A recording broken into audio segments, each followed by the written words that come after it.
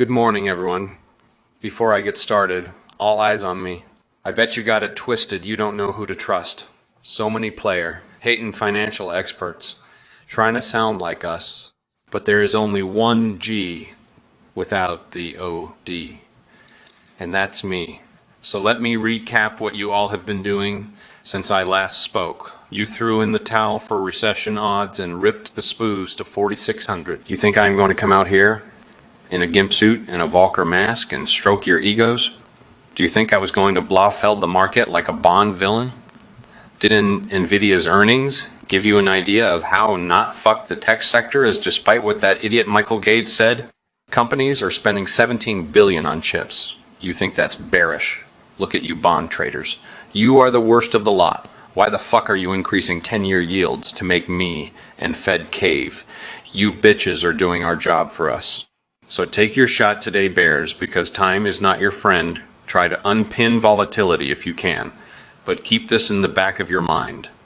Fuck your puts. Fuck your calls. Jerome Powell has you by the balls. And lastly, God bless my money printer. Welcome everybody to the Daily Recap Show, where we talk about stocks and the financial markets. My name is Chase. If you like this video, please subscribe, hit that notification bell as well as the like button, and leave a comment for the algorithm. Let's get into it. This is the daily heat map of the S&P 500, and US stocks rallied on Wednesday after the Federal Reserve held interest rates steady, retained its forecast for 2 rate cuts this year, and revised its economic projections in what some would say was a dovish announcement from the central bank, and the market telling you they liked what they heard and what they saw. Very green across the board. Cyclicals and tech stocks outperformed. Healthcare, consumer staples, communications, healthcare services, and utilities underperformed. In other words, these defensive stocks underperformed. Cyclicals, sensitives, higher beta, growth stocks outperformed. That tells you everything you need to know. The mega caps, ABGO, Apple, Nvidia, Microsoft, Google, Meta, they were all green today. Same with Amazon, Walmart, Costco, Home Depot. It was a green day through and through. The only sector that didn't perform well today was staples, literally flat on the day. Even healthcare was up ever so slightly. The S&P 500 up 1%, outperforming gold, and the best performing sector was the consumer discretionary space. Now, we were actually very, very bullish here into Jerome's foul speech about 2 p.m. We did pair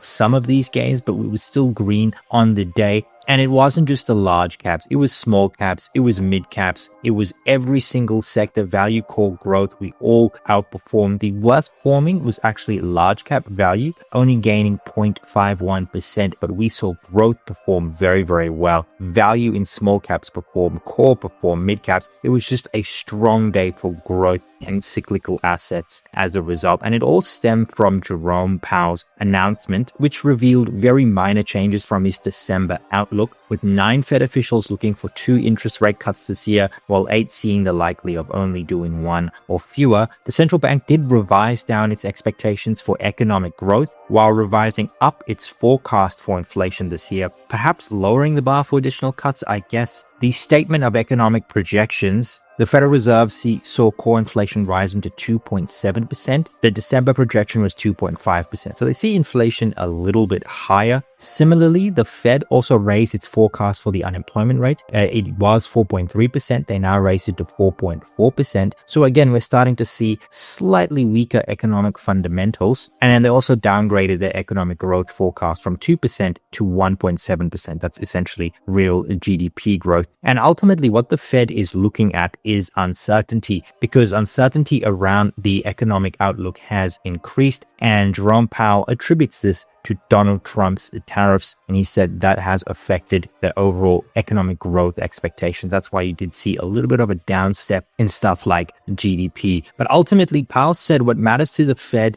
is material, persistent changes in financial conditions. The survey data that comes up every single week, they're not looking at that. They're looking at longer term changes in the economy to determine what they need to do with the rate cuts, as well as quantitative easing and tightening, etc. Now, what kind of spooked the markets towards the end of the day was that Powell used the word transitory to describe tariff-induced inflation, stirring memories of the Fed's big policy mistake. The second he used this word, you literally saw the market come down. So the market definitely having some PTSD with the word transitory in mind. However, regardless of that, Powell says recession risk has risen, but is not worried. Recession risk is very, very low. And ultimately, he shrugged off major growth concerns, and he says the economy seems to be pretty healthy. It remains in a solid place, and he doesn't see a recession in the year ahead. He did say that I do think the underlying unhappiness of people in the economy has to do more about the price level than anything else. And as a result, the market took everything Jerome Powell said as a positive, and that is why the S&P 500 and stocks as a whole gained today. Looking at some other market movers that weren't the best, General Mills fell 2%. That's because it reported earnings, it missed on revenue, missed on earnings, lowered its guidance. Organic net sales decreased 5% year over year, and 4 percentage points of that was headwinds from retail inventory reductions. You could see that the stock was actually much, much more red, but after the dovish comments, we did see a little bit of a relief rally, but still down 2% on the day. Not great earnings, not great guidance. Williams-Sonoma also down 3.5%. Now, they actually beat on the top line and bottom line, but I couldn't find a guidance figure. So I'm guessing, there was just a lot of expectations coming into this print, and that is why we were down 3%. Nonetheless, great earnings. I just looked at it briefly. The business is still firing on all cylinders. And as a result, guys, we did see net inflows in both the NASDAQ 100 and the New York Stock Exchange. The S&P 500 gain. We actually saw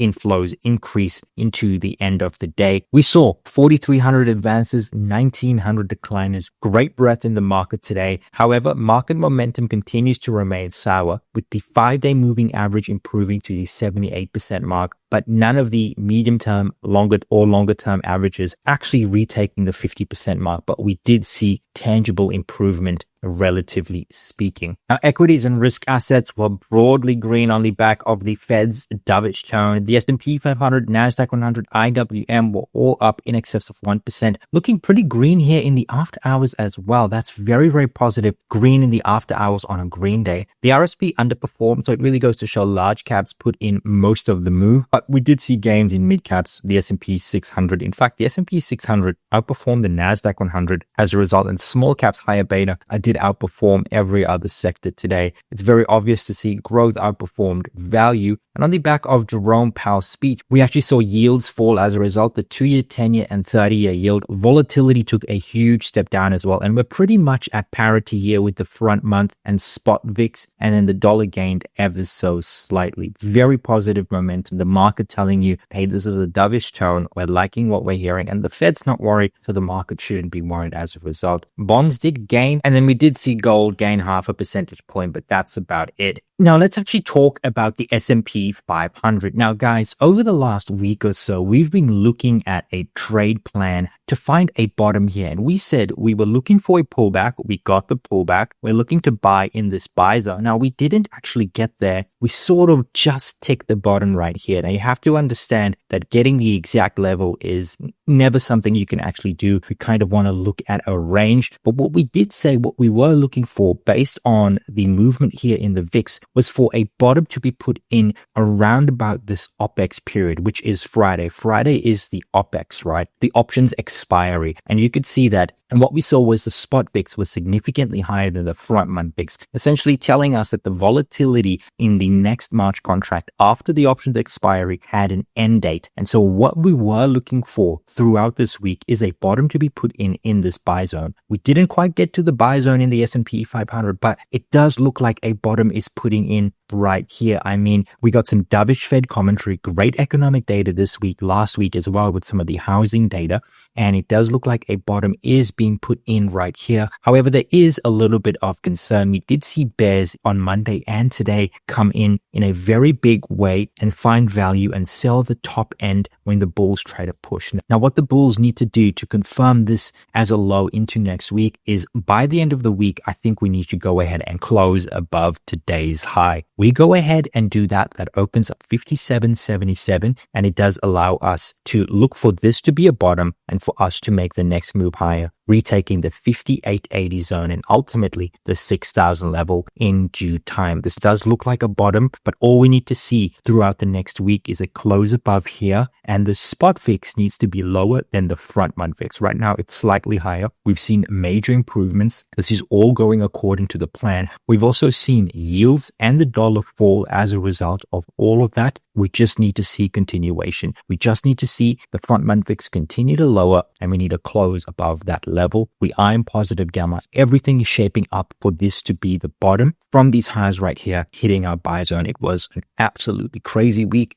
We bought at 5% level. We bought here at the 10% level. Now we just have to ride the wave, follow the plan. It's a very similar situation for the NASDAQ 100. I don't have it quite as nuanced, but the S&P 500 is going to rally from these levels. If it happens, the NASDAQ 100 will follow. Very, very interesting here. Look at the RTY. At the top end of the core resistance, right, we actually found resistance. So the lines didn't move up. In other words, which means you want to actually go ahead and target the gamma flip, find a little bit of weakness towards the end of the week. So we could actually see a little bit of small cap weakness, large cap strength into the end of the week as volatility comes down and as the market accepts a 10-year yield at the 4.2% level and a 2-year yield below 4%. Very, very interesting. Now, gold continues to rally, and we're still waiting for a pullback to this 2,700 area, and then Bitcoin up nearly 4% today. Guys, we're looking for a move in Bitcoin to the upside. Now, what's actually going to support this move right here is the FinFluential Global is money supply. You guys can go ahead and grab this indicator. It's the global M2 money supply indicator offset by 72 days, right? And you can see that Bitcoin follows this indicator very, very closely. We put in a high right here. Now, what's not important is the level. It's actually the trend. And what we're looking for is some form of a bottom to be put in between now and the end of April. That's also going to coincide with the OPEX on Friday, right? The 3rd of the 21st. That's when the OPEX is. So we're looking for a bottom here, and this M2 money supply is going to flow into Bitcoin and flow into risk assets. Bitcoin is not the only one that's going to feel this, right?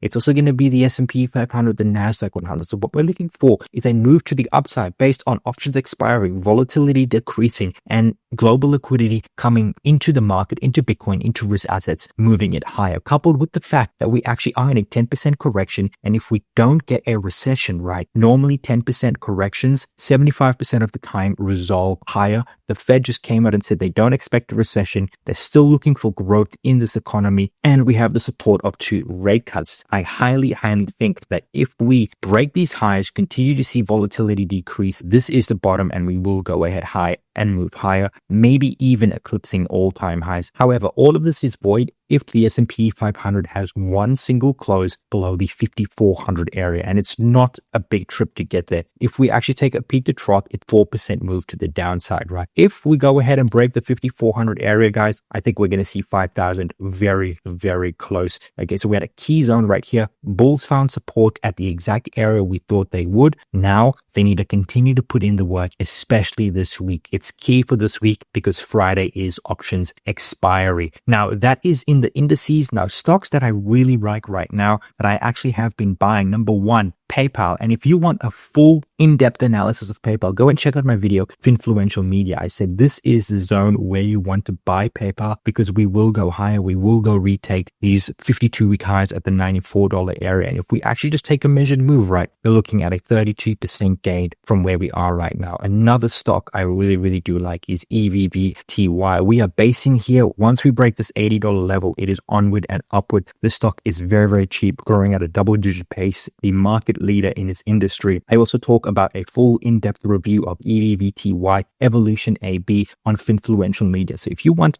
my analysis on both these stocks, go ahead, go check out FinFluential Media. I'll leave it in the comments section below. Now, if you don't want some of these smaller positions, you want to buy a mega cap, I think the best stock you can get right now is Nvidia. Now, guys, Nvidia is going to do $5 in earnings per share this year, $6.50 in earnings per share next year. You apply a 20 multiple to each of these, right? And the the stock is trading below that multiple right there. Should Nvidia trade with a 20 multiple? I don't think so, especially when the S&P 500 multiple is currently 21 times. I think Nvidia should trade multiples of that 25 or 30 times, and I do think we will see all-time highs for Nvidia, particularly in the back half of this year once the Blackwell ramp is fully initiated. Just my thoughts. So look, if you don't want to buy indices, look at Nvidia. If you don't want to buy Nvidia, look at Evolution and paper. Otherwise, guys, the game plan is as follows. We are looking for a low to be put in right here. We know the confirmations. We're looking for the OPEX. We're looking for the volatility to do its thing. And we just want to see continued market momentum. Think we will go higher, but all of this is void if we hit the 5400 area. That is the game plan from now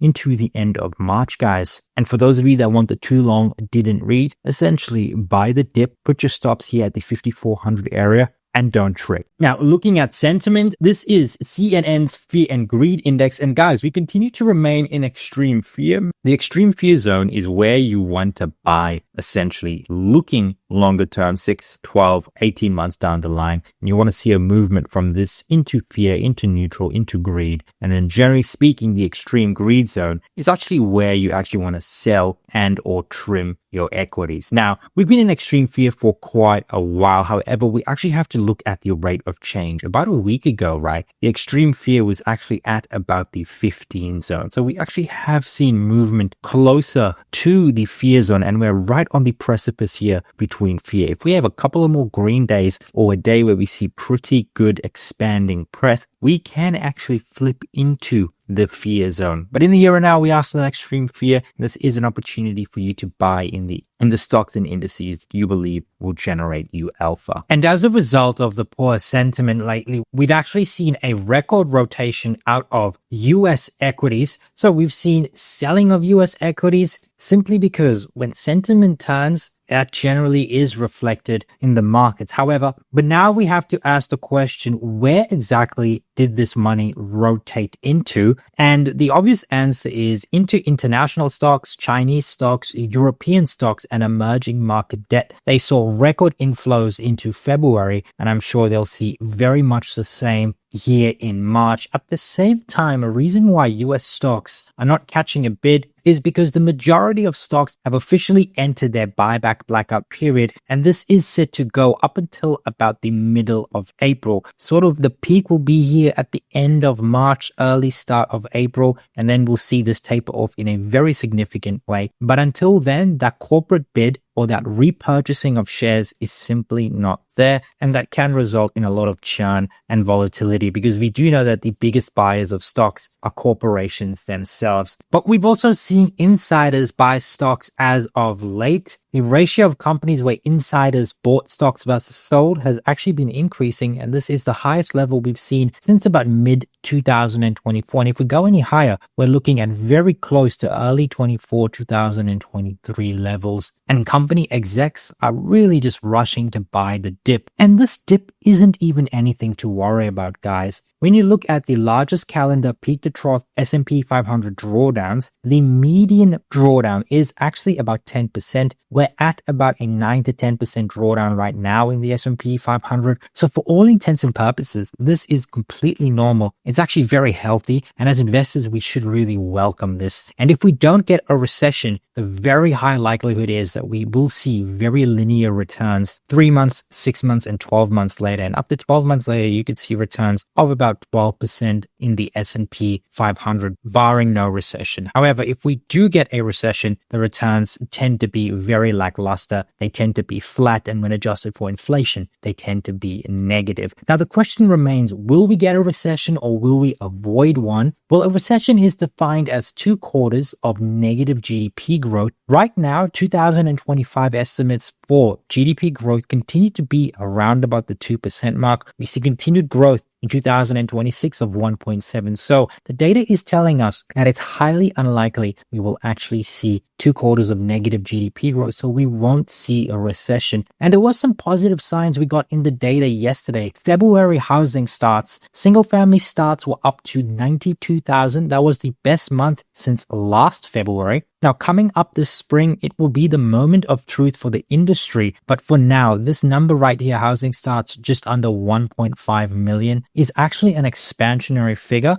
And it's hard to argue that what we're seeing right now is nothing more than a growth scare. All of the economic data is telling us this. And this scare is really just stemming from policy uncertainty. You can see here that this is new articles stating the word economic uncertainty. This is the policy uncertainty index. And actually right here, Trump, this is where we are right now. This is what we saw in COVID, the global financial crisis, in 9/11 terror attacks. And if you actually look at when these were, this was right in 2020 when we had massive policy uncertainty. These were actually great times to buy stocks. 2015 was a great time to buy stocks. Same with 2009. Here, 2001 was a great time to buy stocks. And likewise. So policy uncertainty should actually be an opportunity for you to buy the dip, because generally speaking, markets always resolve higher. And once we get certainty to the policy, and that tends to happen very, very quickly, stocks rocket higher as a result. Now, looking at earnings and data for the rest of this week, tomorrow is going to be the big day for this week. So PDD is reporting before the open, as well as Accenture. Those are the two big names. I will also be watching